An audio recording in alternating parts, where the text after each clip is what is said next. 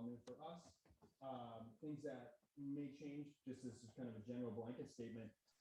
Mallets that we use might be different in different halls we play in, on different instruments. It's going to change from player to player. Like you're going to say, hey, here's another person in a different place, in a different city. And they're going to be like, these are the mallets I have, or these are the mallets I'm used to hearing. My personal, like I'm playing the vibraphone, my personal tendency is I like hard mallets. You might not like it. And then you can tell me that because you're here, right? You can say, oh, let's hear what it sounds like if you use softer mallets, or if you used plastic mallets on the xylophone or something like that. But just kind of know that when you write for percussion in Boston, if you're not there for the performance, they're just using their best judgment kind of based on what they like, what their maybe the traditions of their teachers are, and things like that. So it affects the instruments. These are brand new instruments. All of this unpitched stuff is new to us today. We've never played it. We go to another school, it's going to be different instruments. It's different than playing violin where we might travel with the instrument. Most of the time we just show up and what we get is what we get. So yeah, that's just kind of know that as you're listening to this music, that this is Jello. Now, I just want to quickly say, this is not the easiest. No, piece. no. What it was easiest for us to set up. Logistically, it was pretty straightforward. So that's why I find the two mallet part to be challenging and yeah, but very doable. Sure. So who's the composer? Aiden Gore. Here we go. Yeah. And we're gonna rock out a little bit because of the situation reading. 1, 2, 3, 4.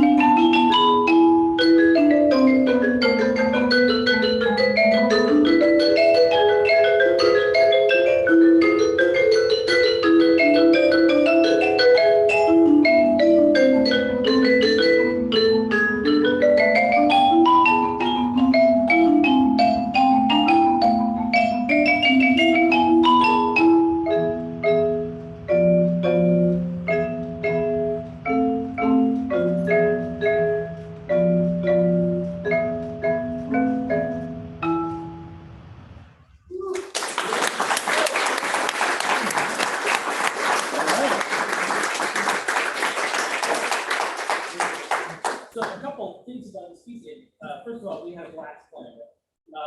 And we mentioned this in the video that you might get to see, is this is a piece we would probably memorize. Just because it moves around and it's with so many notes, we just memorize. Because we call these mallet instruments because there's a mallet in between us. It's not like a piano. So I'm a memorizer. I've never so I always default to memorize. But this is something that the trio, I mean, we'd love to play this piece when we go to school and stuff. Yeah, I play this side program. Yeah, and I like it. I think just a couple things to maybe even spice it up a little bit is essentially Eric and I are playing the same part, just on two different instruments. So maybe one of us harmonizes instead of hearing all the same notes just on the instrument. would. And that would kind of, I don't know, add another whole level to the piece. Yeah, another idea that I had, and we can maybe try it, if we try some stuff. Paul and I are playing this, we have this sort of 1, 2, 1, 2, and we kind of do it a lot together. Maybe there's a point where we kind of play off the rhythms a little bit. Can we start at like 41 then? And I'm just going to try something. Right. I'm going to play 1, 2, 3, 1, 2, 2, and I don't know. This is just an idea. Something to think about as you go. And how far we can go. 1, 2, 3.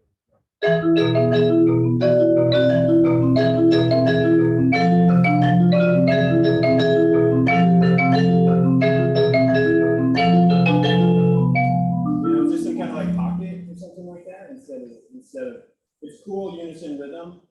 We do it. It's kind of like a. We do it 3 times. So maybe in the middle.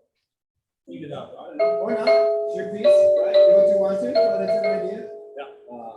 I thought my part was pretty idiomatic. Yep. I thought the playing was pretty. Kind of like Paul said, it's not easy. It's a lot of notes. But it lays pretty well. There's nothing here where I'm like. I think earlier Eric was mentioning we're probably just going to do that part so if you take a look, there's very few signatures, which means it lays really well. Yeah. On the keyboard. So rarely did we have to put in a double or anything. Yeah. Yeah. And I think we probably want to play it again because we probably have time. But we do want to, we don't have to answer now, but we did ask the question why it's written in 4 sharps and not 3.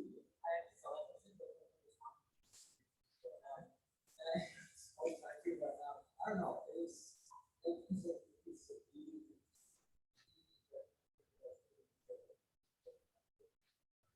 Yeah. Would you see a mode if we lowered the 7th scale? Yeah.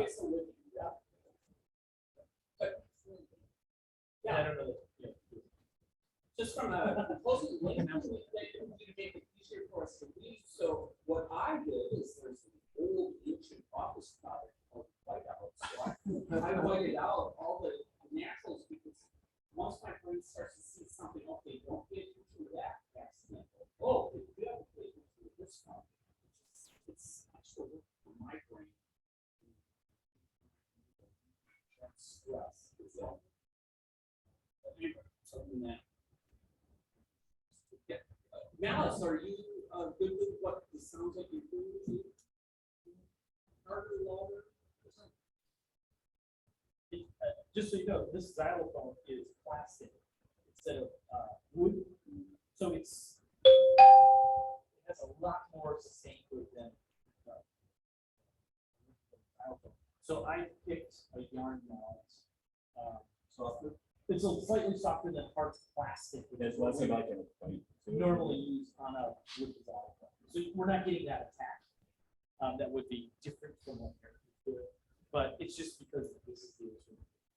So we just kind of pick, like Eric said earlier, by what year. I was going to make another comment just about Paul's part. The xylophone writing is all, for the most part, in like the lowest half of the xylophone. So it's yep. Okay. So the lowest is in the lowest part of the xylophone, and so we're kind of getting into like, even though they're tuned different, there's a different timbre, sort of into the high marimba range. So again, kind of, and that's not a good or bad thing. It's a thing, right? Typically, xylophone is like a very bright sort of, from the same song, sort of like the bones, skeleton, kind of silver dance, right? Kind of this flashing sort of stuff. You could, again, find a point in this piece where that comes up an octave higher into sort of that more characteristic, sort of brighter xylophone range. Even 2 octaves. So here, and then you can hear it change. Completely different. It's the highest note you can play. Is it like So I think it's a C sharp. no. In this one? Yeah. Like, well, embedded note. Yeah. Yeah, so it's here. Right. So you could go. I could go 1 octave higher. But But if you want that xylophone sound. Yeah, it's food for thought, whenever the beat comes back, what's it sound like up and out? But that writing is low on the xylophone, not good, not bad, but, characteristic sound of xylophone would probably be up an octave for that place. Should we Yeah, try let's do it, I'm sorry. I try to tried get some more stop. right You're gonna now. have to stop me. 1, 2, 3, 4.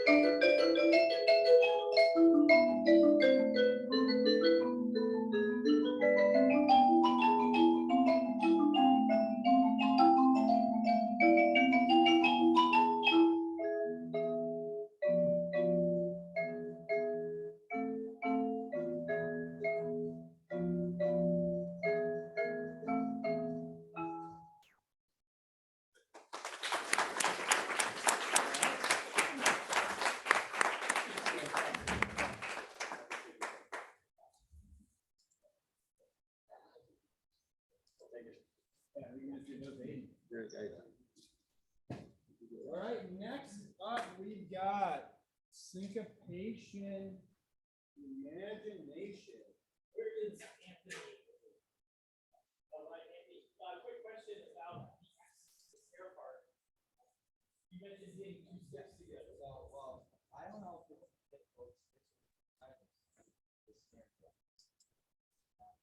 which do you want? Yeah. You can use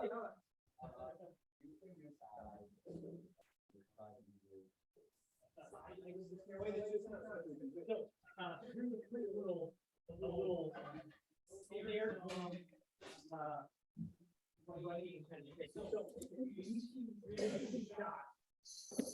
The word shot is not a word. So it's going to be either the name will sit down on the drum and hit it. Or I'm trying to hit the rim at the same time. It's pretty hard to do at a soft dynamic. So it doesn't really come out.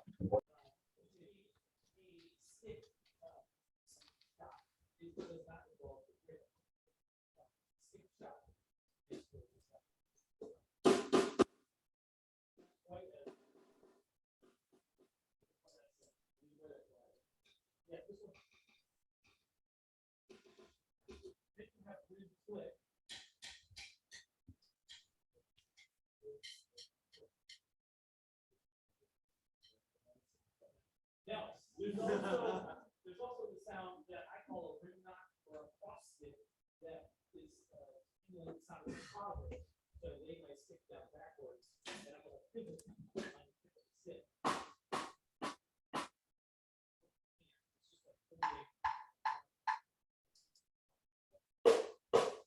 Either a ring knock or cross stick.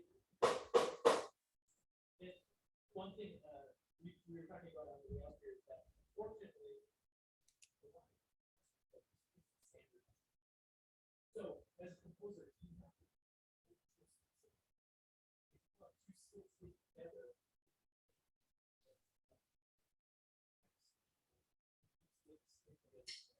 Well, that jives with what we were studying George Crumb's for. We're ultra specific with that, and you can't be enough specific. Yeah, and it could be right hand across, stick, leg across drum. Left with right stick. Even if you don't know the terminology,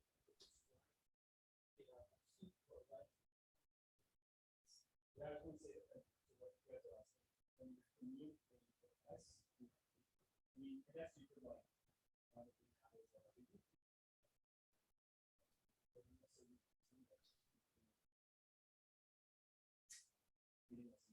Traditionally, exactly that.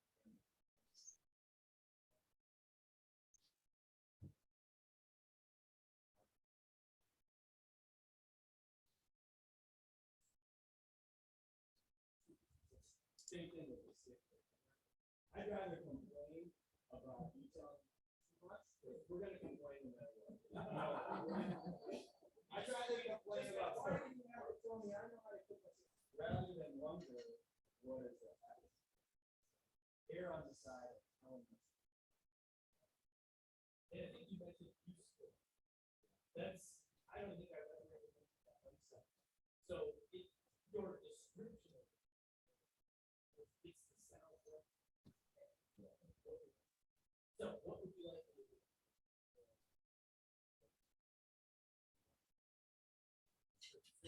Okay. And you can change the point of it, you can say, yeah, I like that, what is it that I can do with it? And that's the other good thing about having, new friends and bands. Hey, can you try this out, what does it sound like?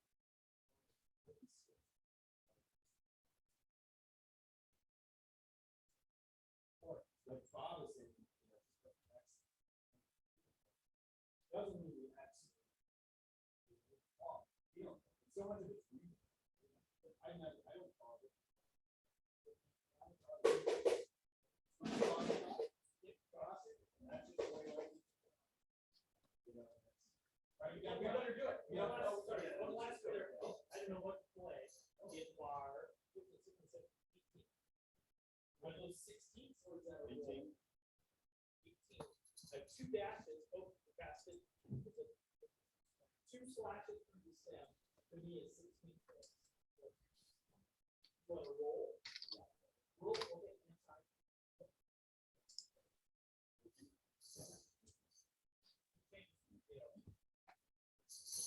Okay, here we go.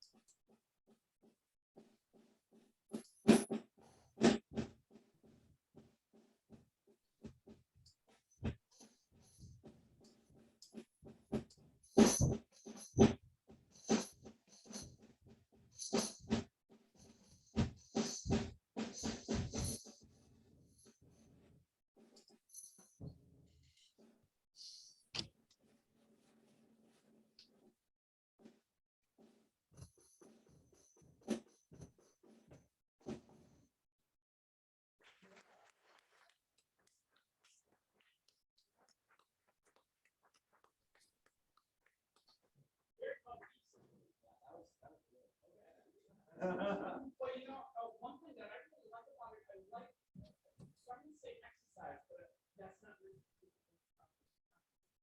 But I like the idea of. What can we do with it?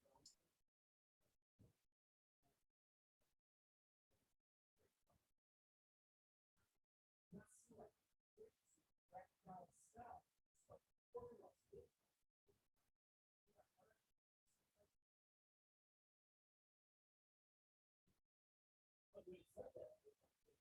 get to kind of enjoy the piece and groove a little bit, and essentially the piece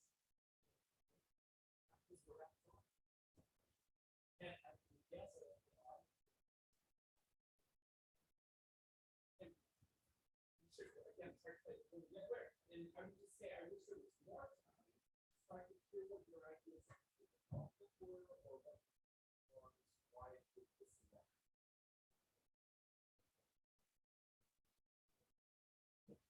This is the kind of piece where this particular piece, we probably wouldn't put on. I see us playing this piece first. Where we're talking about the there's not so much stuff going on. So this is probably just some of the stuff.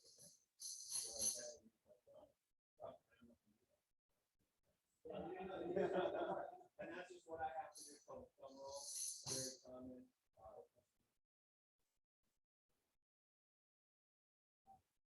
So that's the kind of situation I can see us playing this piece. It's nice for us because it's not so hard that, and this is for us sometimes the fact that it's too hard, it's never going to play. That's fine, just because this is the piece we're very comfortable with. This is the top. Right, I'm like the high part, lots of this stuff.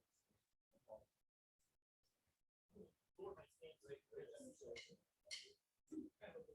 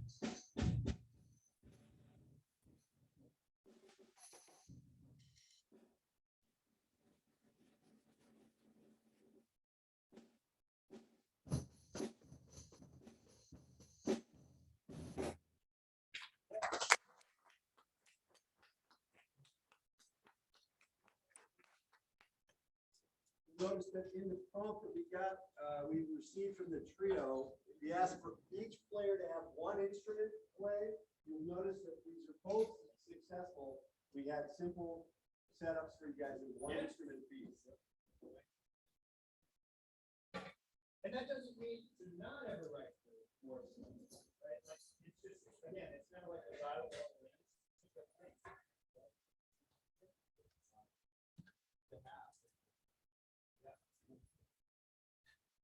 what is that teleport that you got going on? I feel like I'm a victim of technology. I know I should have an iPad thing. Done that, but I've got some opportunities to big contract guys.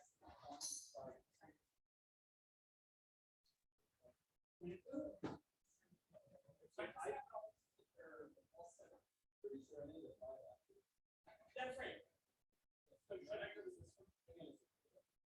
Someone needs a point of view. I need you. Okay. So, and then there's another piece where I need. What now? That's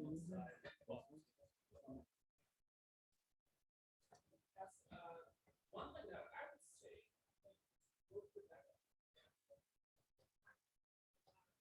So the one, I didn't But in terms of the way that you find your record, that would be more market.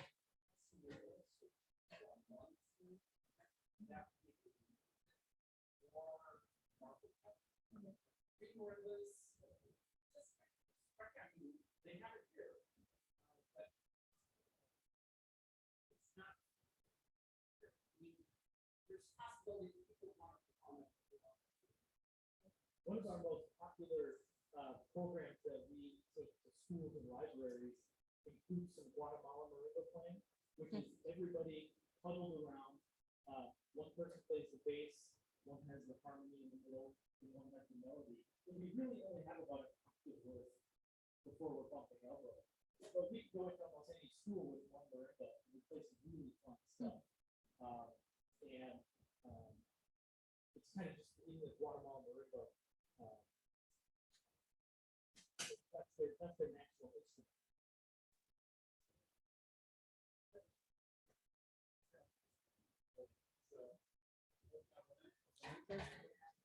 I've got one. This is a logistical thing.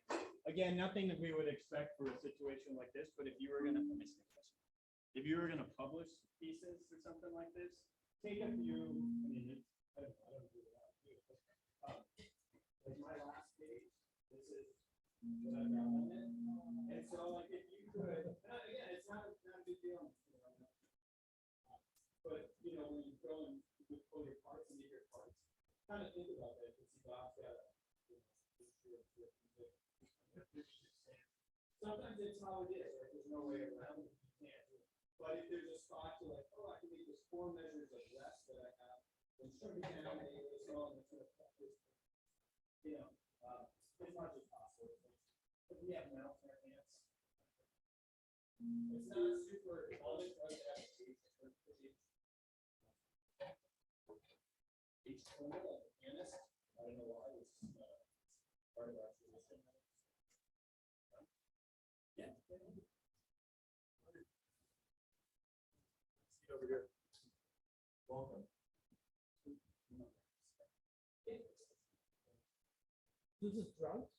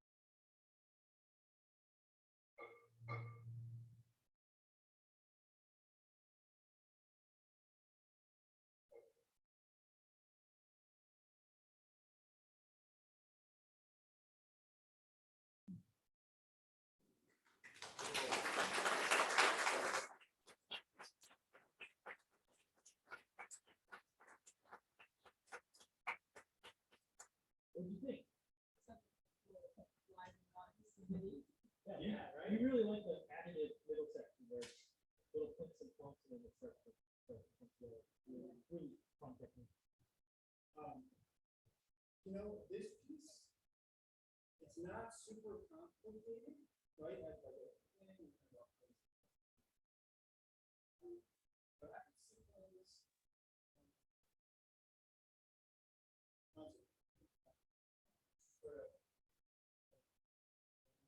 It's not gonna be the first.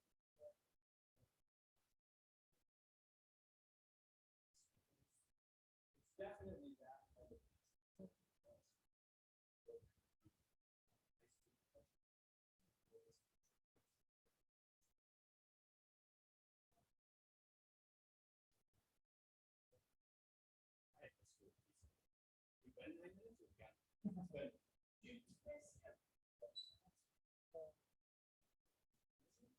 This is something that I thought was before. So we all use, let's say, our typical yarn now.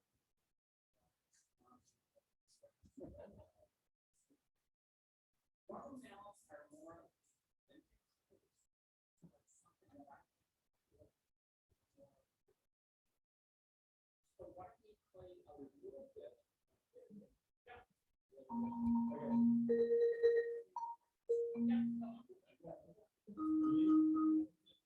So let's just see how far we go.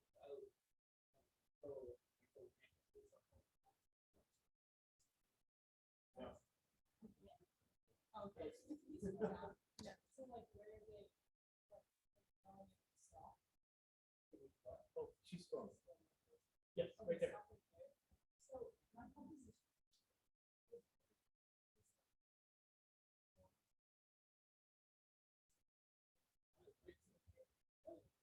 I think it's building the tension from when we start adding notes, because it almost felt like the piece is done, then airplanes, and then bobsled. So, yeah, we don't need notes all the time. Yeah. You know, it's something I think happens in social media, you know, thing where we're consuming stuff all the time. So why not just have a, but then 8 weeks later, We do a little bit, yeah, I said, forget about it, I said, yeah, I thought it was super cool that we did roll. Yeah. Like I mean, I would not have rolled those, like that's two phone notes. Yeah, but I think lots of just say don't roll, like no roll, or see what is it, no terminal. Because we've had all of this. Yeah. All of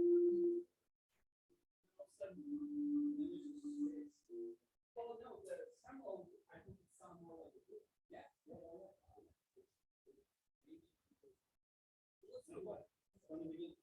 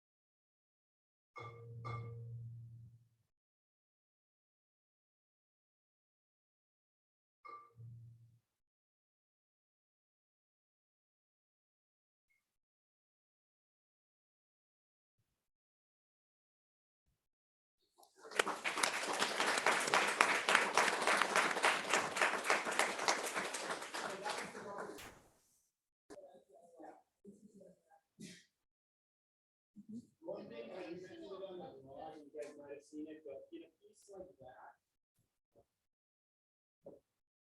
Well, you got music on the top. Yeah, a piece like that, again, it's kind of a parts thing, you know, some sort of Yeah. nice, so Sorry about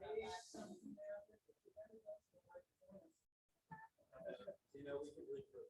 All right, next up is March. Sarah had a notational question. Yeah. I noticed that people were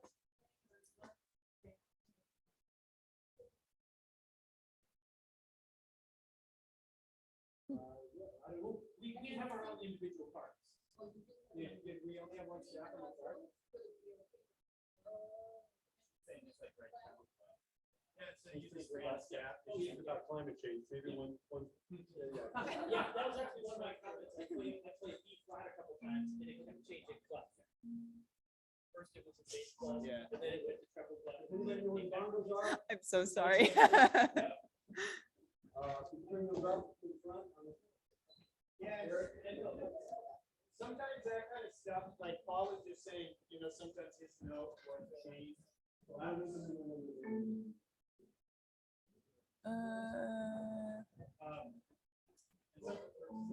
Sometimes the computer programs will default to do a certain thing.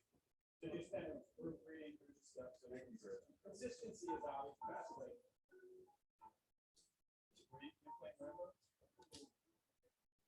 You need your nose? Where is it? So let's have Bob talk about this little. Yeah, just very quickly. So now again, questions have all sorts of new things now.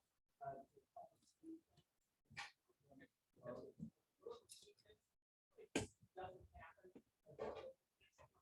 Right? Do not say really, because for a couple of reasons, but one is the question of good time.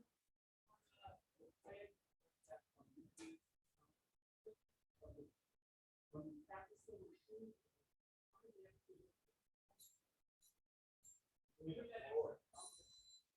now again, if you don't hear it, well, then that's good. If you hear it, but sometimes there's just no other way. This is a,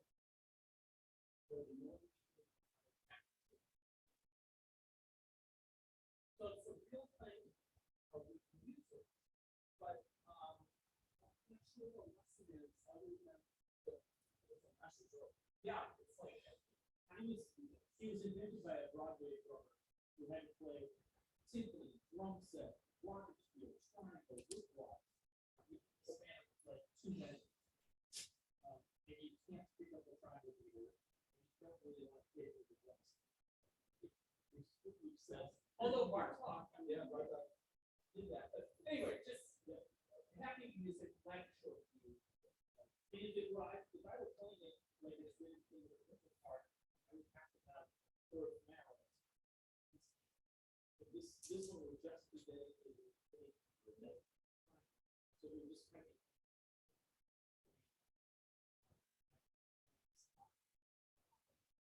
so we moved the triangle part from the number part to my part. Seemed a little bit better. I don't know if this would be a rule, extended across the section, but it's just nice to keep the amount of percussion. But again, okay, let's play it. All right, here we go. But you should write more. I don't play for the first part at all. Well, I was just gonna say that. Okay. So here, if you look at the first bar is empty. Close the triangle. Oh, triangle. Yeah. Here we go.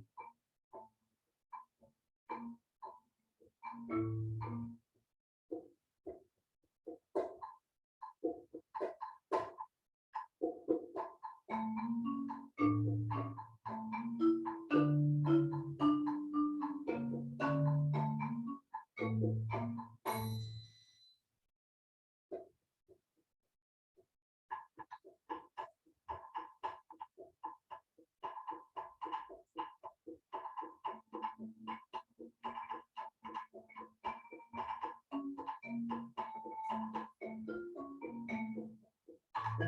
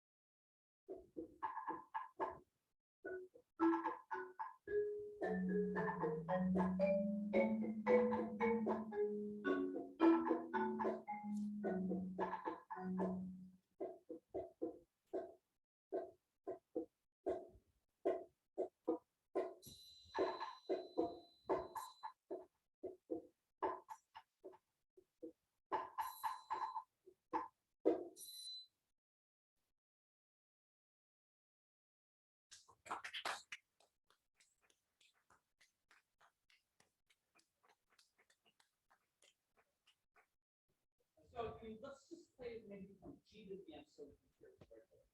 So, yeah, G to the M, G to the M. 1, 2.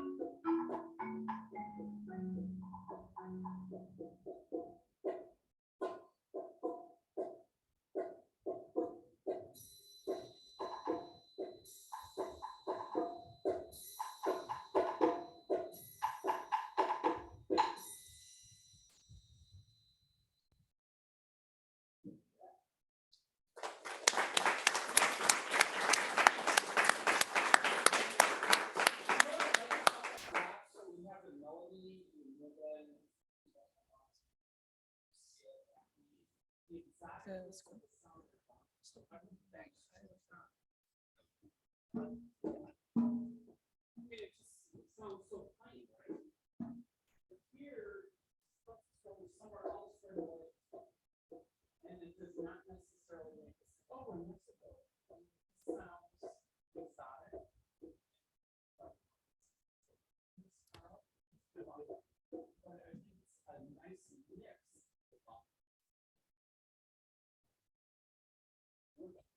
mix. Does it say for the hands in the front?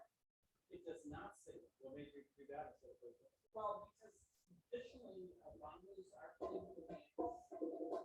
But lots of times in band parts. So I always default to like.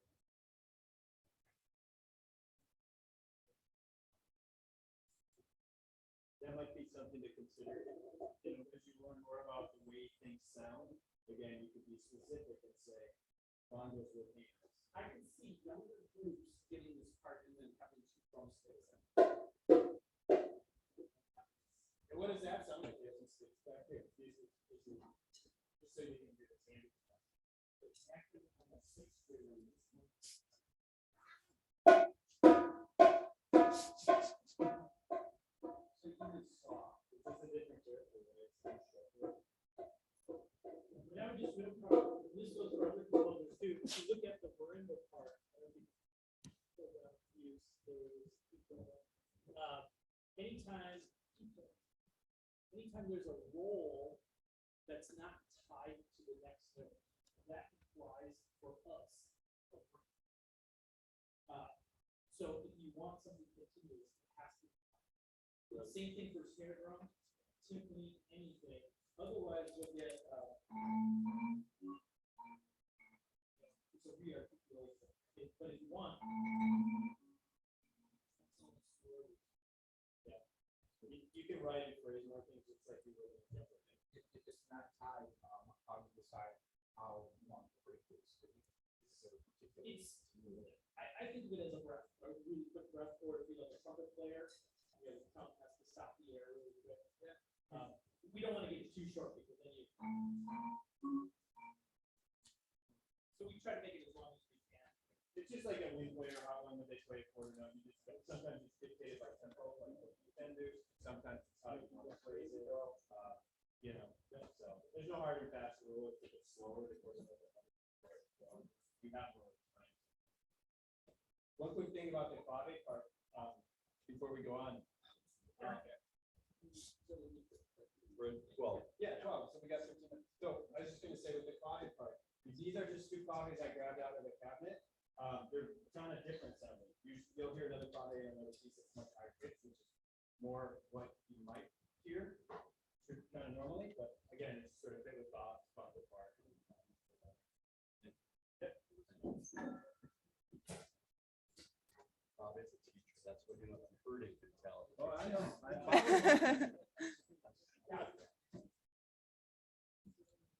Like, so, you know, it's gonna get to the last 8 minutes.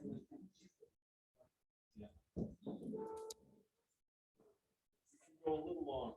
Yeah, that's right.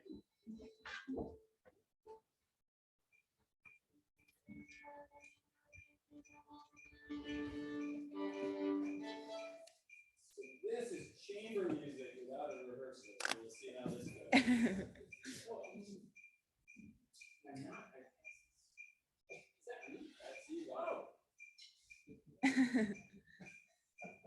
That's a cell phone right there. I thought that was a bomb about ready to go off. That's how you know you're a percussionist when that's your yeah. So master, you wrote it, you're playing it, you wrote it, right? Oh, okay, so you already. This is an interesting thing that I kind of noticed because we're kind of getting set up. As with the last piece, you might have noticed Paul's part on the marimba was significantly more difficult than the other percussion parts. And Michael, are you a pianist? Yeah. So, you know, that's kind of typical for us to get percussion parts from mouth parts that are like, oh, I can play this on the piano. That is difficult to play on the marimba, and that's just like an idiomatic. Kind of a general rule. This is something Bob likes to talk about. If you're thinking in your mind that I'm going to have a percussionist play this with just 2 mallets, see if you can play it with just 2 fingers in the piano. What is that? He had from like 16 notes or like da-da-da-da-da, like a scale, da-da-da-da, which is super easy to play on the piano, right? You've learned it since you were 4 years old, right?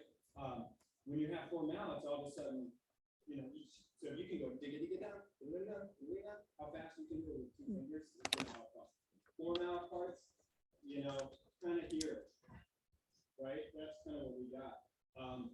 Switching intervals is a tricky thing. So just kind of keep that in mind as a general rule. If you're writing a concerto or something, you'll be working specifically with a, you know, a performer who did that kind of thing.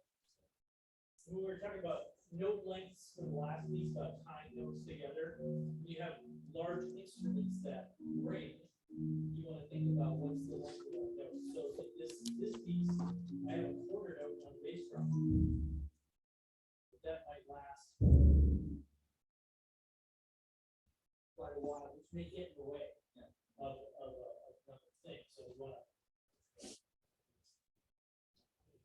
try to honor the rests. So, yeah, let's not be afraid to come out loud to find out where we're at.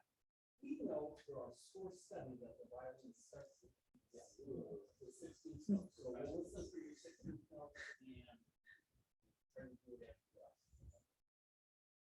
Yeah.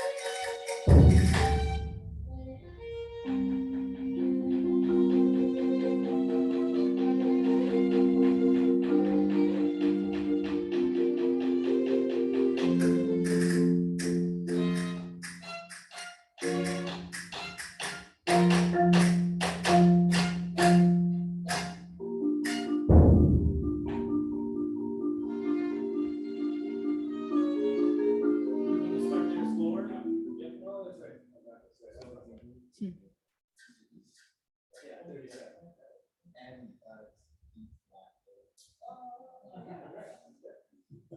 Here we go, fantastic, 37. Cool.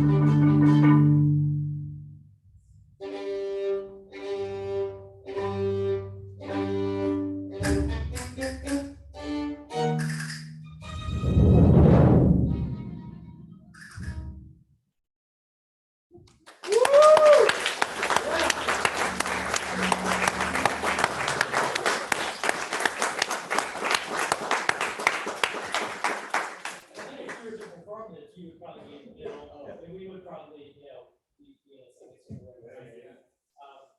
and I think it's really good way, because the bass drum, even just the inputs, easily overpower the violin, but I think you really the way where we have to play it.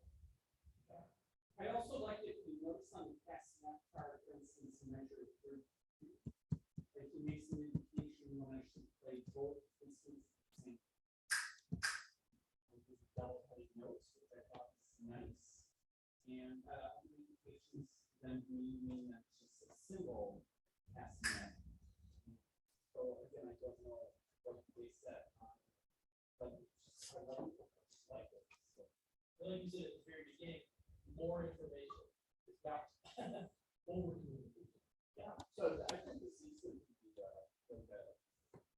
violin feature and that violinist has 3 percussion friends and they want to play them in the cycle and the parts are not very like not advanced people.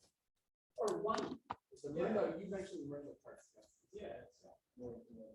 But this would be definitely like, this would be the kind of piece exactly what Bob said, like, we probably wouldn't be on our radar necessarily, but if a violin player, this would probably be like a violin player knows this piece and knows through percussion.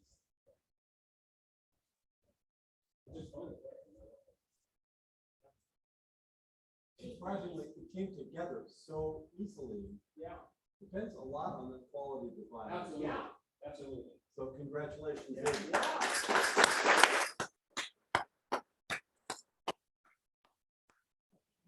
Having one single instrument start a new section really makes things easy to coordinate. We didn't all have to, look around and, without a conductor, do the head nod thing, which we do pretty often, but just having one person start. Yeah. We're off the races.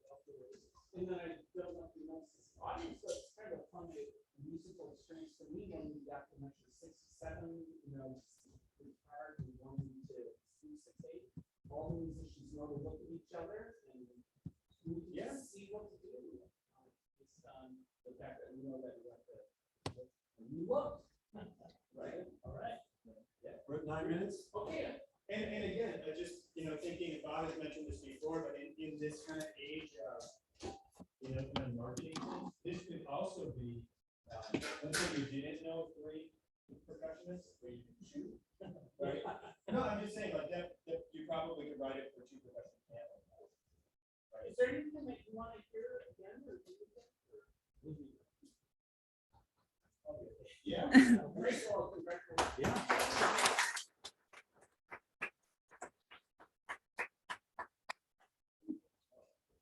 All right, triplets. Kevin. This is the name of our famous guy. Oh, what? Oh my. So I'm gonna walk and talk. There seem to be 2 compositions from this camp that use 6 tom-toms. And the 6 tom-toms were on the staff in kind of like a weird way. Normally when you have a multiple percussion part, you have multiple of the same instrument. You normally like to see like if there were 4 tom-toms, you'd like to see it on 4 spaces. Thinking about treble clef. But this is 6, and again, nothing wrong with that, other than that 4 is a little more standard, but 6 is possible. I'd like to see it go on like the lines from the tab electric lines, go on the spaces and go on the lower space and go all the way up, but not a G, A. So what I have to do is I wrote the names of the notes. I've got G, A, B, E, F. So when I see those pitches on the staff, that's the drum that I go for. So, I mean, personally, I would like to see it more, but I'm wondering, maybe it's MuseScore that's doing this to you, or,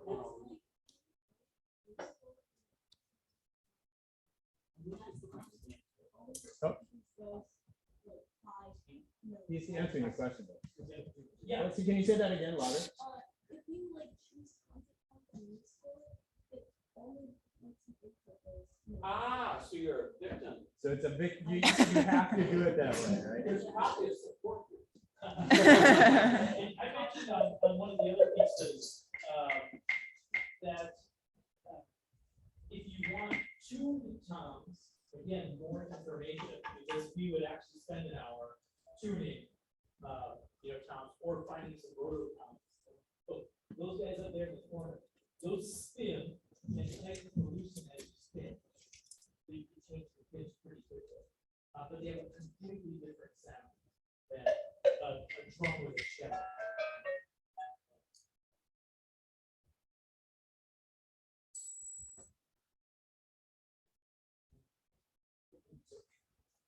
And so on this one, I asked Kevin for some clarification on the snare drum part for the X's.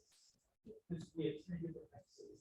So right at the beginning of the piece, give us a legend or a key, and this X means this kind of sound. And so if you look at my first triplets in bar 2, for rim shot, what I'm doing, because it's so quick, is actually the first note. I use my 6 on the drum. But it's not the best first note. It's because I have to use my 6 there.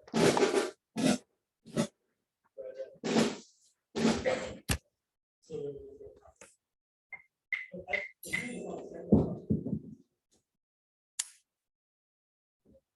Did you figure out the stemming? The stair drum switches up, down, every couple of beats. Yeah, I saw it. Yeah. Might just be something with the program.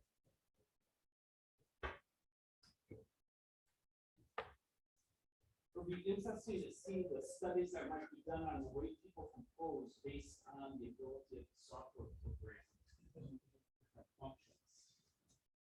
Like you stop writing for 6 tom-toms and just pick one. Because that's not doing what you want it to do.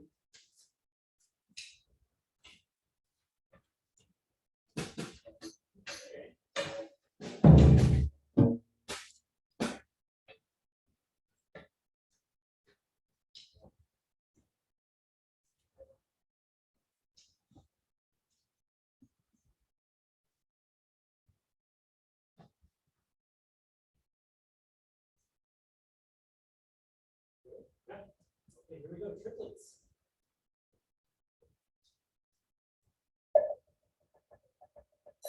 So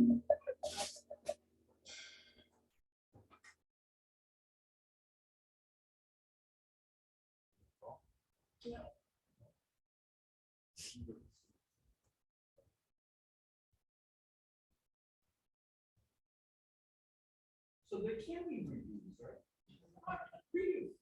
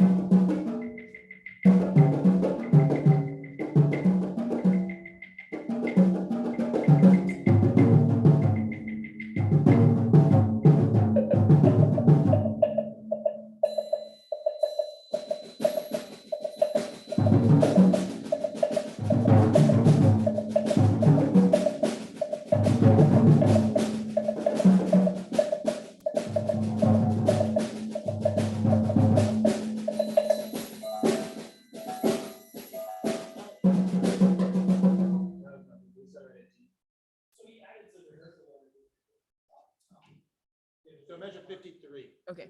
Where I start playing home block.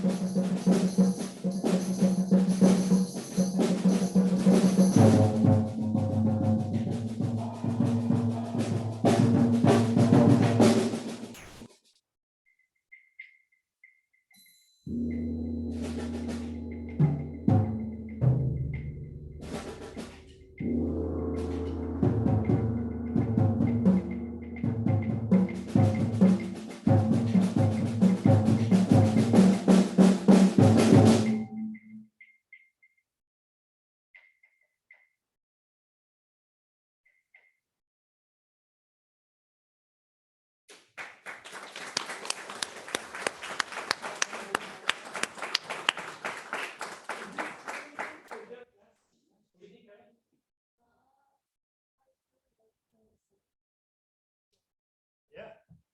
This piece to me kind of it reminds me of sort of like I don't know if it's the rhythms or the timbres of like older percussion pieces that I played in a good way. Like I'm not saying like no, but like I'm thinking like Chavez and Edgar Perez, stuff like that. And part of it is just the driving pulse, you know. But I think that's still a lot of toms. You know, a lot of those pieces have a lot of toms in it. John Cage. I mean, this isn't like John Cage, but kind of that sort of small world. You know, with the clave part and stuff like that. And the snare drum. We look at more as the John Cage piece is one of the things that as an example of what was possible in percussion. So I think that may have been an inspiration because of the sound world. Yeah. And then quickly too, I would just like to point out, so I don't know what Kevin knows about percussion technique, percussion setups, but I just have this part, tam, and triangle and concert bass drum. So I have to figure out how I'm gonna set it up.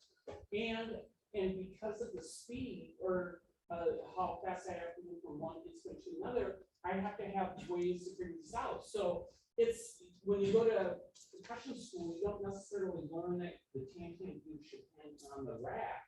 But this allowed me to just be able to do this. And this is why I wanted for my staff to ask, why are you bringing your phone?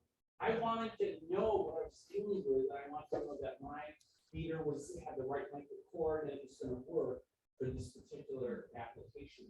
So I needed to find a way that I could pick up the beater kit and then release right away. Otherwise, I was going to have problems. Again, this is an example. Milling machine had to be the guy.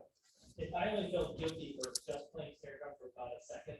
Yeah. And now the other thing too Watching Bob. is that so I have these compounds. And again, it threw me off a little bit because the tuning of these drums are just different than what I'm used to practicing on and hearing. And that aspect of it was like, wow, that is really weird. And because the tune in my mind was just different based on the tuning of the drums that I had, but neither here nor there. You also write the concert bass drum, which to me then means the good one. And a lot of times percussionists don't like to hit the drumstick. It's a little bit thinner sounding and a little bit more nasally. But in the context of all these drums, all this action, it's probably like not a big deal. But it's one of these things where I'm having to formulate thinking using, well, I'm going to use this pair of sticks for everything. But there are some percussion players who say, no, we have to use the bass drum beater, the official beater, and then that just might be problematic because in both you only use it twice, and it's just a problem getting to the beater or setting it down. I mean, it's doable, but the other thing I might add, you could also just have like a drum set bass drum. So have a pedal bass drum, and that would be something.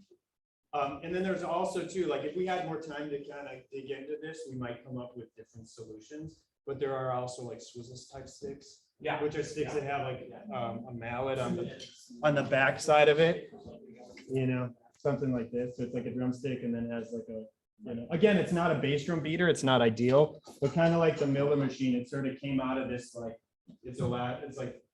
it's a solution to a problem kind of thing, so there's those options. Really quick, same exact thing what Bob said about his part is since I have all these different instruments, I sort of have to pick one set of mallets that I think is going to be the best for everything.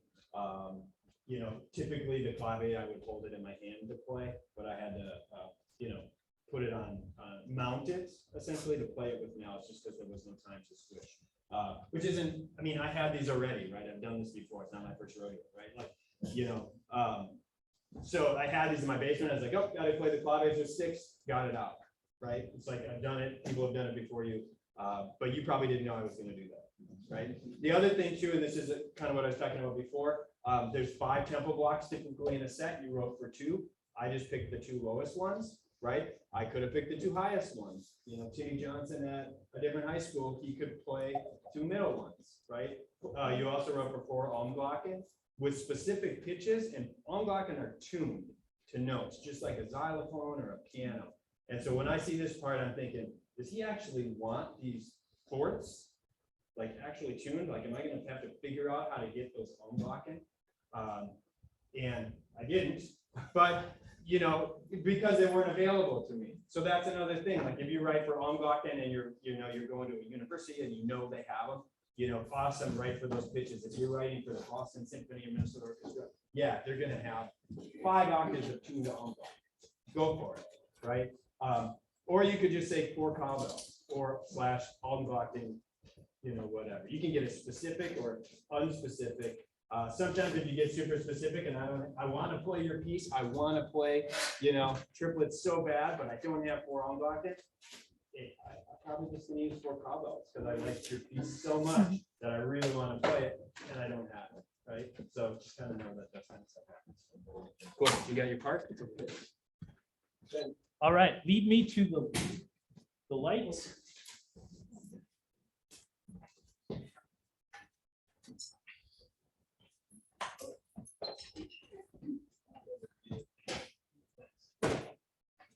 Thank you, guys. As I wanted to say, prompt is 1 instrument per player. And so thank you for, even when you say well, I'm gonna do Chinese blocks, that's one. Yeah. And then with the elm block, and then, well, that's two. Yeah. And then still one player, but Yeah. you have more instruments to play. It's asking the cellist to play the cello and the violin Yeah. and the viola and the bass and a cowbell, exactly. Yeah. And, just along those lines, like that's not strange to us, right, Bob? You didn't look at that part thinking, how in the world am I gonna do this? And I didn't look at this part thinking, this is impossible, I can't do it. Like, we've done it before. Less is always easy. Well, that's not true. You can write a really crazy marimba part. But, this isn't out, nothing we have here today, I think, has been like a deal breaker for us. Like, I'm not gonna play 4 elm block and 2 tempo blocks, not gonna happen. Nothing has been like that. So just kind of like that. All right, so I'm playing, what I'm playing. So lead me to the light, Tim. So you can see Tim gave us a little key and legend at the beginning about exactly what he wanted, which was great. You know, little pictograms and everything. If you want to scroll up to the score, yeah, so just up a little bit farther. So one thing I mentioned to Tim in the blog was if you look at the vibraphone part, you have the pedal marking at the beginning, but then the release isn't for another couple lines. Right there. So if you scroll back a little bit, you'll notice there are some rests in the vibraphone part. So when you see rests, but also pedal, I immediately think there's a misprint, and I have to figure out, do I rest or do I pedal? So we want either pedal, a nice bracket all the way, or tie and slur things together, because Tim said he wanted a nice like smear of notes, which is great. It's a really great effect on the vibraphone. But when I see the rests, I second guess myself. So it's just something we want to think about when you have a pedal marking. You mentioned 2 ways. One is the tie. Tie. One is the pedal mark. Pedal, but with a bracket all the way to the release point. Is there a third way? Yeah. LV? Well, yes. Yeah, that would just, let every You note could ring. actually use all 3. Yeah. And then I wouldn't second guess it at all. And we're not going to use the motors on this one because the belt is broken. But you can imagine the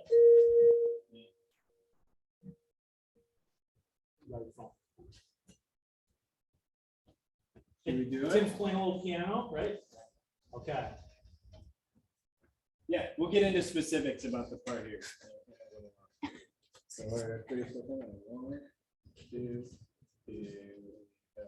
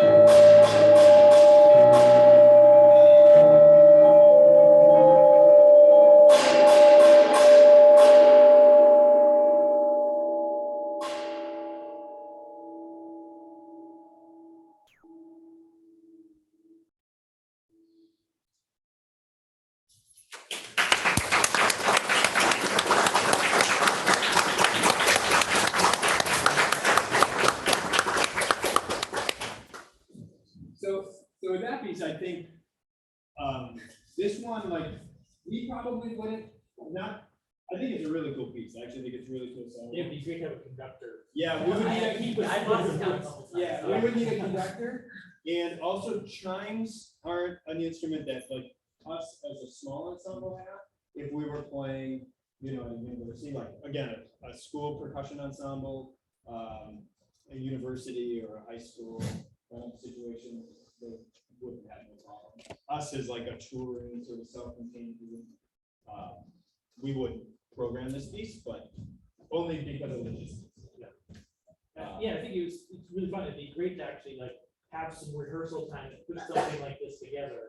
Because when something is this slow, it's really easy to second guess yourself and think that somebody who has a half note triplet, you know, that doesn't jive with your 16th notes, Right. you start to get into this very illegal like thing, Yeah. which is actually part of the piece. Yeah, we would just coordinate, you know, with more rehearsal time, who's gonna cue what measures. And again, this is one of those ones where rehearsal letters or something, where you're like, everybody look at each other at letter B. There we are, we're together at letter B. Kind of situation. And I just wondered compositionally, does this piece need bar lines? I mean, again, maybe you're a victim of just the software. Yeah, the kind of victims for that. But, I mean, if the episodes were just listed, you know, vertically in a way that would be pretty good, that might actually ease the performance a little bit more. Because you probably experienced too, or I certainly experienced, I mean, I don't know if I'm hearing the vibraphone or not, just because of the haze of sound that's. Yeah. And the tempo is super crucial. If you look at the American Songbook of George Crumb downstairs in the green room, you'll see examples where there are no bar lines and there are arrows going from one instrument to the other. And you know, and it's small chamber ensemble, lots of percussion, keyboard, and then Bob Abney would be singing the song. Yeah.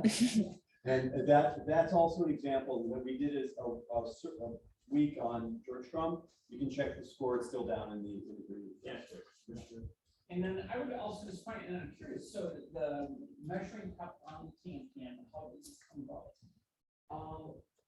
I guess one day I got the prompt to propose this, and I was just thinking that I really wanted a cool effect, and I was already going to have a tam-tam there, and I just thought what crazy sounds come out of it, and the place where I composed is very near my kitchen. Ah. But my only thought is, a lot, the sound that we normally might do on the tam-tam if it were metal would be triangle beater. This is something that's come up before in other compositions. And the next thing about triangle beaters, it's just somehow there's more of an artistic sense of it. And I might look to find like a lighter one because it's difficult to play clean the snow with this measuring cup. Again, your measuring cup might be different, and so your ability to that was, you know, just easier for you to do. But unless it's artistically meaningful, you know, I don't know what it would be, but there's a meaning to the piece. Then I think I would do it. But if it weren't, then I think I would just, I guess consult percussion. Hey, I want to get some type of metal sound on tam-tam. What do you do? We often say triangle beater. So, and then you might even say light triangle. Be more of a earthly, but no doubt. I mean, you were all interested, you know, in hearing this. You know, oh, wow, that's interesting. Yeah. So there is that effect too. So One, just to move on, really quick, with the chimes part, I don't know, you probably couldn't see, but he had it written to kind of drag the chime hammer across the bottom part of the chimes. Yeah, which is across the tubes, which is super untraditional playing. Usually when you play chimes, it's supposed to sound, you know, like church bells or whatever, you play at the very top, there's a little cap, and that's how they're tuned. If you were to ever write a part like that for like a big orchestra, they may just say, no, we're not gonna do that. There's certain techniques where, you know, Leonard Bernstein wrote for maracas on timpani, the timpani player may say, no, I'm not gonna do that in my timpani. So you may run into that. In a high school setting, college setting, you know, probably not gonna run into that. And they're just kind of, you know, super untraditional, you may get a little pushback. And you can always with ask for a yarn. Yeah, well, that's what I was gonna say. With this particular piece, it takes a little bit more time and more rehearsal time. I might experiment with using yarn mallets, because that's a pretty, when I heard it, it's a pretty aggressive sound, which, you know, if we can have this dialogue, like, yeah, you really like it, okay, cool, we're using those hard mallets.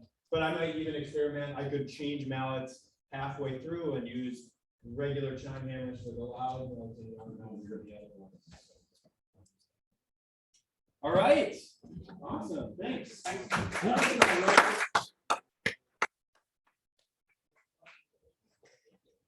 Next up is Sleepy Monday. Oh, We got some Sunday, well, it is Sunday, so we did. We did That wake was up. my joke, isn't it funny? bring in the dad jokes. Oh, man. So we mentioned on the video, you may not have seen yet, is that this might be a great piece to expand from a trio to quartet. To have somebody tackle the bass clef marimba, somebody do the treble clef marimba, and a separate person for the top part, and then vibraphone. Just because this marimba part is pretty tough for one person. Even at 70 to the quarter note, it's a pretty challenging thing to put all those notes together. So we're actually leaving out the tom part unless somebody wants to read it with us. Yeah, I can do it. yeah. Well, how about this? If there's, I If mean, there's time, we'll add it. yeah, if there's time, because I think William should be able to just kind of enjoy the keyboard part of it and not have to worry about. No, you're so bass stuff. So yeah. So we're gonna split the part. And then that would bring up another element. So here again, this part probably could be written in such a way where one marimba could do it, but right now there's some crossover. So the high player will go below where I'm actually playing. And so it'd be nice to just try to work that out where the two people could be on one marimba. And then that way, it's a little more marketable.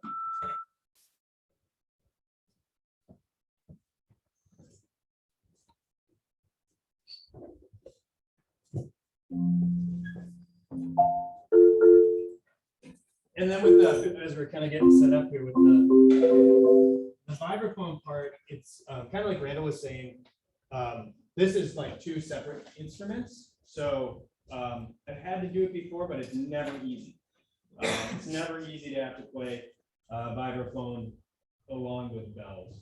Part of it, especially when I'm reading it, part of it's a sight thing, like if I'm where I'm looking at my instruments. People for a while had it in their head that it was super easy to play marimba and vibraphone at the same time, and it's not. You know, I'm trying to remember who it was. It was like Charles Warren, and there's something, I don't know, there's a piece, and then people were like, it's a thing you can do as a percussionist. And I was like, no, it's not. It's not. It's really, really hard. This isn't quite on that level, but it's, you know, it's. There were a few jazz Where's William? fusion percussion, jazz fusion percussionists who were playing bass lines on the marimba Yeah, while also playing vibraphone. yeah, But that's a whole separate skill set. right. It's like those videos of the people that play like Steve Reich's, you know, piano phase at the same time, and then they're like, oh, every pianist can do that. And they're like, no, actually, one guy from Finland who. You know? He's from Finland. Well, I think he is actually. So here we go, a little Sleepy Mondays. Sure, I'll give it straight. 1, 2, 3.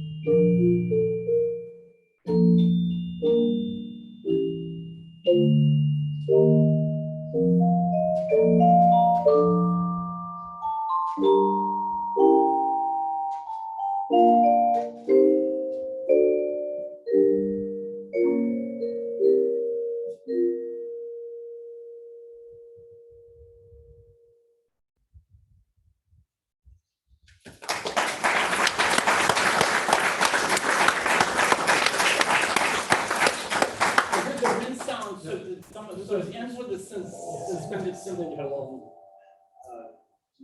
What do you think, William? Yeah, I liked it. It's a really fun piece. Like I said, putting the two marimba parts together, the bass clef and treble clef would take me personally a long time. To play the part as one person. As one person. Yeah, and again, it just, a piano player probably just reads right through that, but our technique is just not set up to play traditional chords easily like that. Would you, could you break this up by having more players and making it work together? I think 4 You have, players. like, 4 different melodies, 4 or 5 Well, players? 3 mallet players and then 1 person to cover the tom-tom cymbal part. Yeah, Or 4 if. 4 with the bells. Well, I'm saying one person do bells, one do vibe, Yep. then you have the 2 marimbas, and then the 5th person. Yep. Yeah. And again, that's a point that we made on the video, is that there's some composers who create marketability to their music by having these different options. So rather than having the definitive, no, this is how you have to plug it, but having the ability, no, you can do it with 3, you just do this. And, oh, but if you have 5, you can do this. And I think it's worth considering that with your music because it just creates more options. Yeah. One thing I just noticed actually looking at this, kind of going back to what Paul was saying, the things that are hard for percussionists to play. You see this chord on beat 2 of measure 51. It's a C sharp, an E, a G, and a B flat. Play that chord, somebody. All 4 notes. So yeah, he's like Karate Kid Part 1, standing on a crane kick, right? But that's how I teach that chord. I just call it chicken wings because Chicken wings. you're stuck out here, Right. and then the opposite to that would be this. Like a B major chord, B flat to B major. I mean, we're getting a lat muscle workout here, right? And it's things that I haven't played piano for 40 years, but like, you know, that might be easy to do on a piano. It's 180-degree shift with our arms. So if you're writing like chromatic chords, our elbows are going like this, you know, D flat, F, D, F sharp, E flat. I mean, so just kind of a technique thing, just kind of know that there's physical issues that might not be the same as. And in fact, in the last piece, the right hand marimba part has this.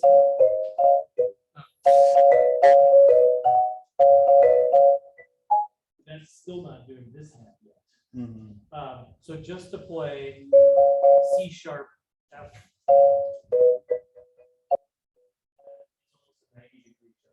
We like parallel fifths. Yeah. All right, Sleepy Mondays. Thank you, William.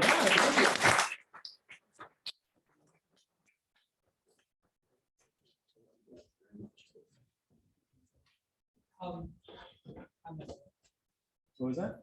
Yeah, The voyage. yeah, I have one note to make. Yes. After hearing through the rehearsals, it's been a while since I looked back at this. Is it okay if I replace the bass drum with a low tom? Because I think that would resonate much better. Also, Sure, in fact, we'll line them up both so you can actually hear both ways. I'm already pretty sure because of how loud it's being played, as well as the size of the mallet and the fact that you're switching between that and a bongo. I think that almost definitively it's going to be better on it. Where are you listening? Wherever. Are you percussion? Yeah, I just have bongos and.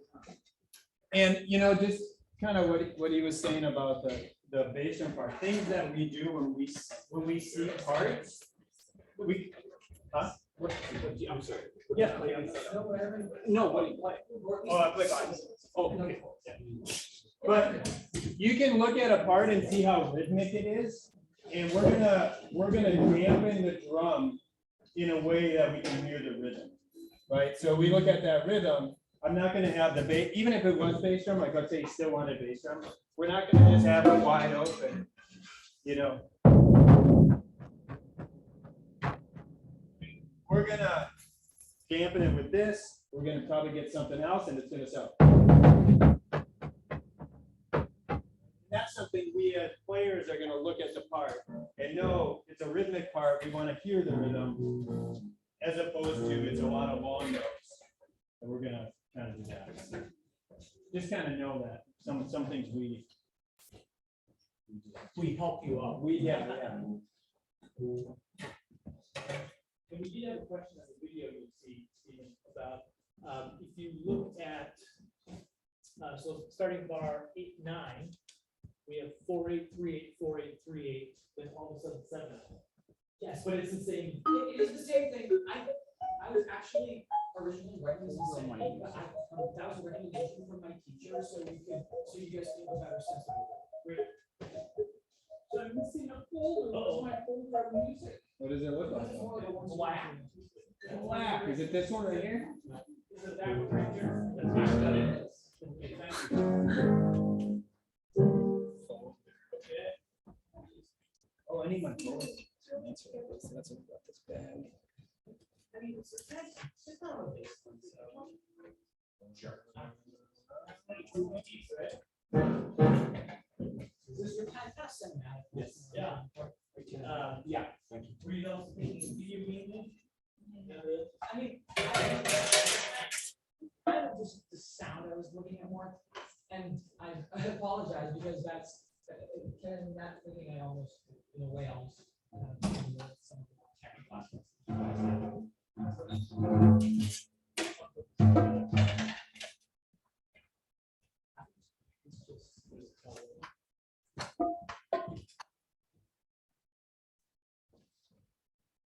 So Eric's using a technique on the vibraphone, the CD4 with bows, bowing the notes.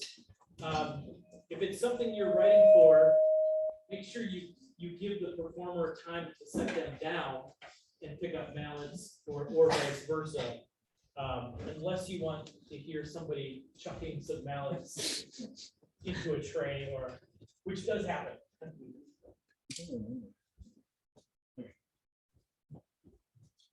Do you want to do this through the CD, or should we kind of just do? How about you guys set the tempo because I know it's gonna be hard. Okay. You guys do it as best you can. Okay.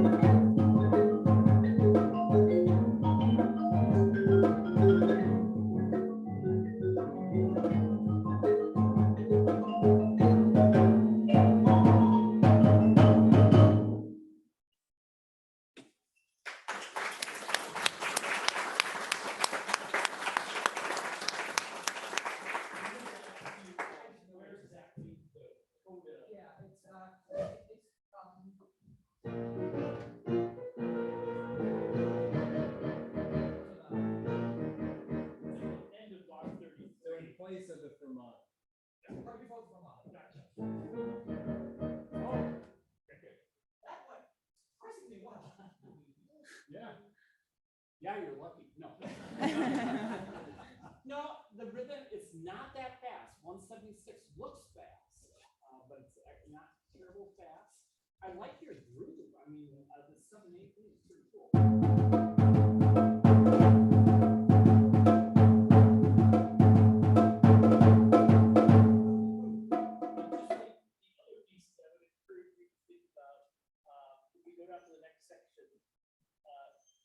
Slurs or ties.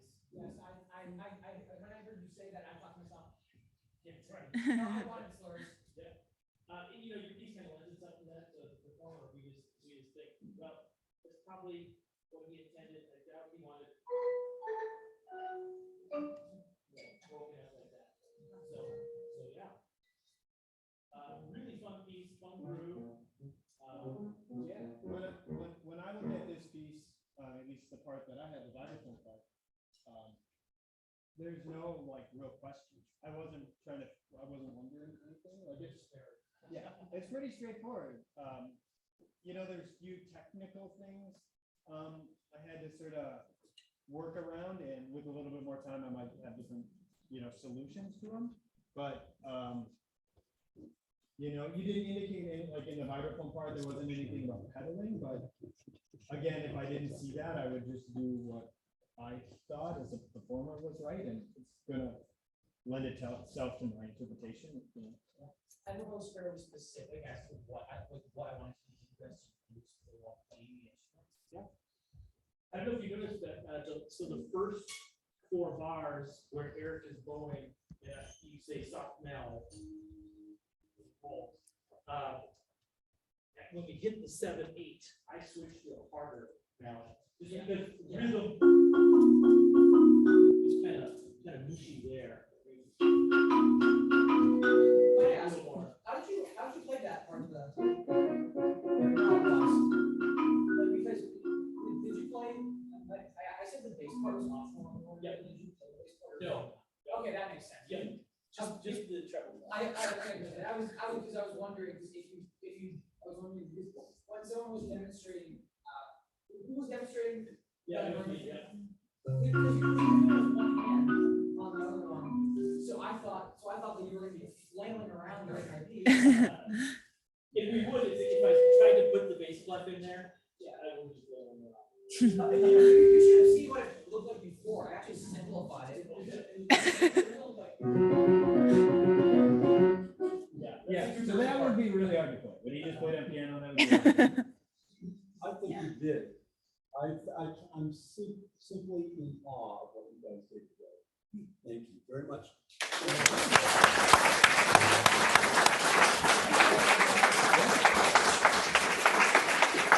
I mean, the reality is the reason we were able to do this is you guys wrote the music, right? So, I mean, we should give you guys a round of applause.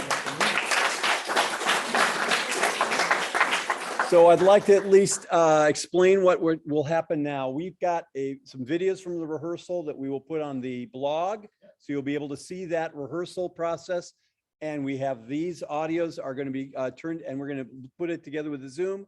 We'll put that on our Composers Online Institute website on YouTube, and you'll be able to check this out. This was one of the best ever in 21 years. I just have to say thank you very, very much.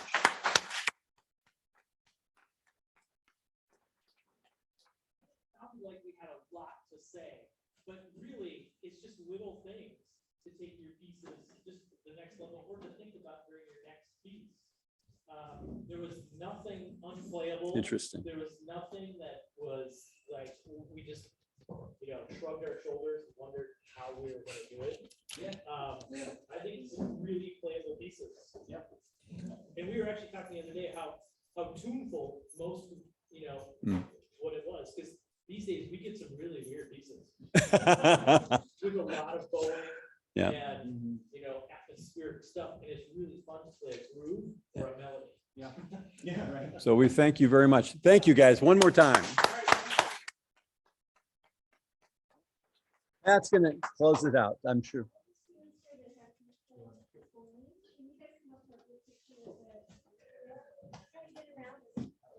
Thank you guys. Appreciate you coming in.